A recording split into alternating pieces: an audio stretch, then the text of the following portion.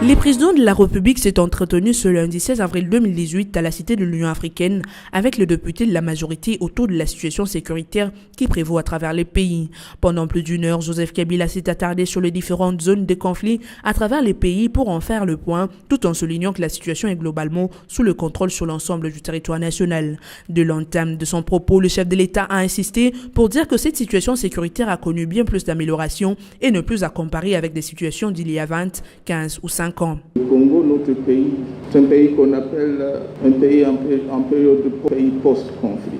Après une quinzaine d'années de guerre, après qu'on a déversé dans ce pays des dizaines de milliers de Kalachnikov, de millions de réfugiés, de combattants venant du Rwanda, de l'Ouganda, du Sud-Soudan, des dizaines de groupes armés, malgré nos efforts, il reste ici et là quelques poches d'insécurité.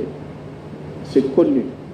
Mais est-ce que si l'on fait la comparaison de la situation d'il y a 20 ans, ou la situation d'il y a 15 ans, ou même la situation d'il y a 5 ans, est-ce qu'on a la même situation? La réponse est non. Évoquant la situation sécuritaire à l'ouest du pays, le commandant suprême des forces armées de la police nationale a noté qu'elle est calme malgré les banditismes urbains qui s'observent surtout dans la ville de Kinshasa.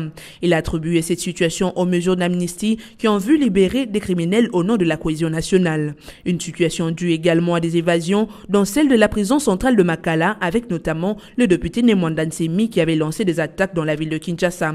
La situation est également stable au centre du pays après les phénomènes Kamina Sampou, et cela malgré l'activisme de quelques récalcitrants qui poursuivent leur entreprise criminelle. Joseph Kabila se dit soulagé du retour progressif de déplacés internes et externes tout en observant le déroulement de l'enquête internationale et de regretter tout de même que le déploiement militaire n'ait pas pu s'effectuer plus tôt suite à une mauvaise évaluation de la situation qui avait été minimisée. Le chef de l'État a engagé les députés nationaux à poursuivre la sensibilisation à la paix et à la cohésion intercommunautaire au centre du pays après la conférence qu'il avait présidée à Kananga. Abordant la situation sécuritaire à l'est du pays, Joseph Kabila a stigmatisé un certain nombre de phénomènes qui, a-t-il indiqué, affaiblissent les efforts que les forces de sécurité fournissent pour en finir avec les terrorismes de l'ADF ainsi que le groupes armés qui pullulent dans cette partie du pays. Il a ainsi noté par exemple la résurgence et la naissance de nouveaux groupes armés. Il a aussi stigmatisé la tendance d'une certaine opinion à rejeter cette situation à de groupes tribaux qui, eux, ont été reprochés de rechercher à s'autodéfendre au point de disperser les efforts de forces armées face à des menaces terroristes. Et Joseph Kabila a interpellé son assistance en demandant aux députés et autres notabilités de s'impliquer dans les efforts de pacification puisque l'armée ne peut pas tout seul faire. Mais l'armée ne peut pas tout faire. L'armée a un rôle à jouer. La police nationale a un très grand rôle à jouer. Les administrateurs de territoire, nouvellement nommés, doivent aussi jouer le rôle, comme bien entendu le gouverneur et les députés, les élus. Vous avez aussi un très grand rôle à jouer. Tout en se réjouissant de la prompte réaction qui a permis de maîtriser la situation en Ituri, le président Kabila est revenu sur les contradictions de l'Est du pays, caractérisées par des suspicions entre communautés, la méconnaissance des sacrifices de forces armées, le rôle néfaste de l'élite politique et l'intellectuel local qui sape l'image de forces armées et dénature la portée de ses efforts. Ça aurait été beaucoup plus sage si avant d'aborder des questions pareilles, et surtout une question qui touche, n'est-ce pas, à la défense. Si vous pouvez envoyer sur le terrain une délégation de députés, une dizaine, une quinzaine, une trentaine, une cinquantaine, pourquoi pas, pour aller à Beni, voir le commandement des opérations sur place là-bas, pourquoi pas visiter aussi les militaires qui sont dans des tranchées de communication sur la ligne de front, parler avec eux, et peut-être passer aussi la nuit dans leurs tranchées de communication. Non, moi, ça me ferait plaisir. Ça me ferait plaisir de voir, n'est-ce pas, un député se déporter sur le terrain.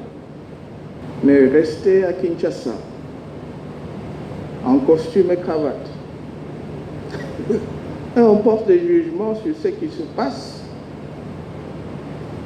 Et je trouve que c'est malhonnête. Pour le reste, Joseph Kabila a abordé d'autres sujets d'actualité, comme les processus électoraux qu'il a dit être sur la bonne voie.